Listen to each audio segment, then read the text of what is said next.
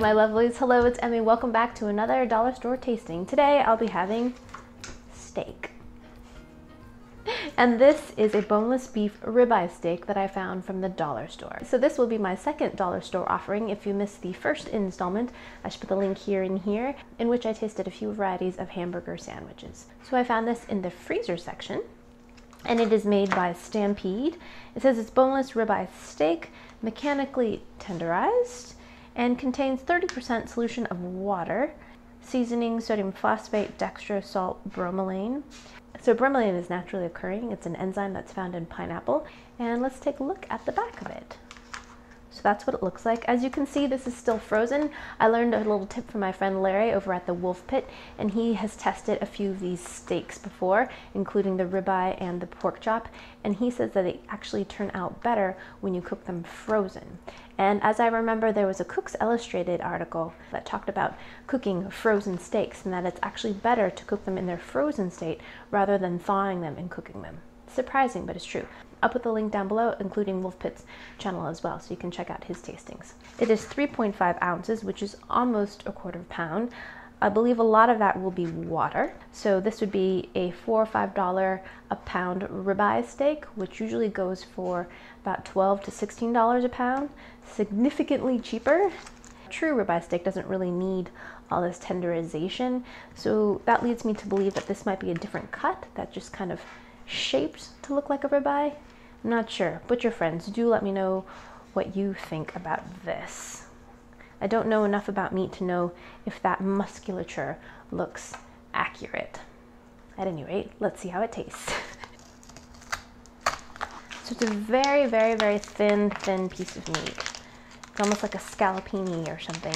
It's only about a 1/4 inch thick. Not much fat surrounding it and not much marbling in the meat.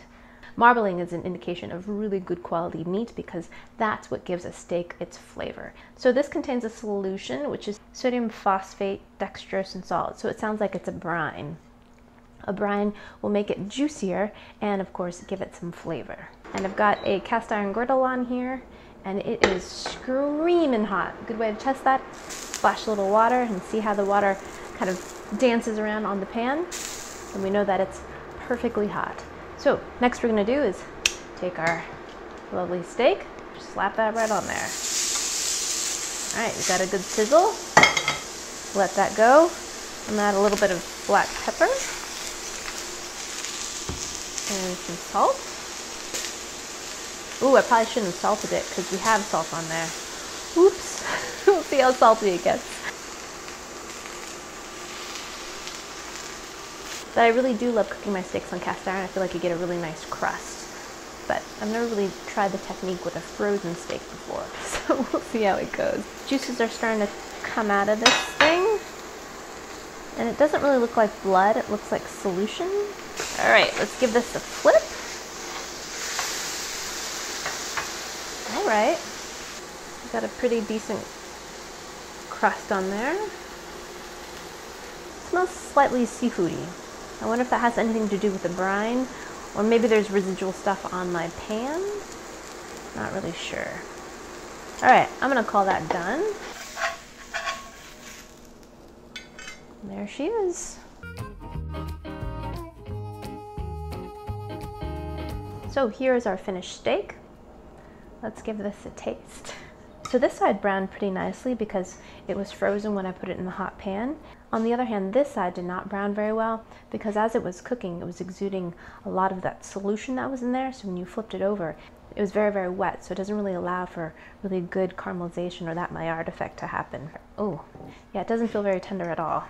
It actually feels quite tough. And indeed, there's a little bit of pink in there, just a little bit. But that's pretty much fully cooked.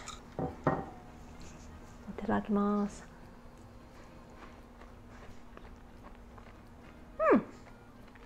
It's okay. It tastes like beef, but it doesn't feel like a steak that I've ever had. It still has some residual stringiness to it and has a bit of a bounce, but it also gives too. And I think that has a lot to do with the bromelain they put in there. I've made marinades with pineapple before, and when I've let the marinade sit too long, it does a strange thing to the meat. It sort of denatures it and gives it an odd tender but strange kind of fall apart texture. And that's kind of what this is like. It's kind of simultaneously falls apart but still kind of stringy. And the flavor is a bit odd too. So while it does taste beefy, it is sweet and salty and tastes a bit of soy sauce, a little bit like a veggie burger. It has a strange kind of flavor to it that doesn't taste just purely of beef, which a lot of that flavor comes from fat, and there's not a whole lot of fat in this cut of meat.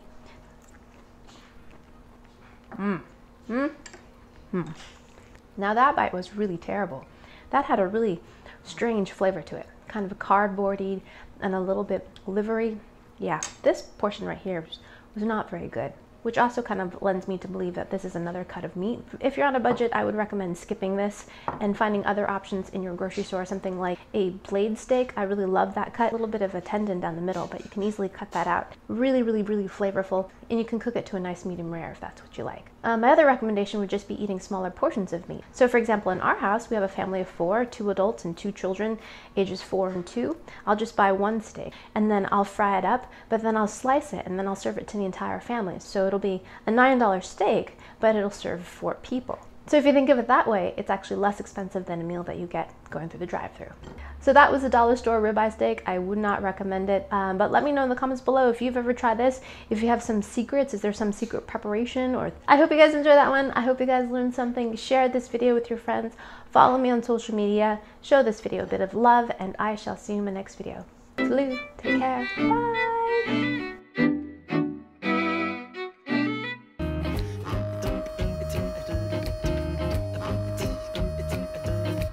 Oh, it could be, look, it's a snapping turtle.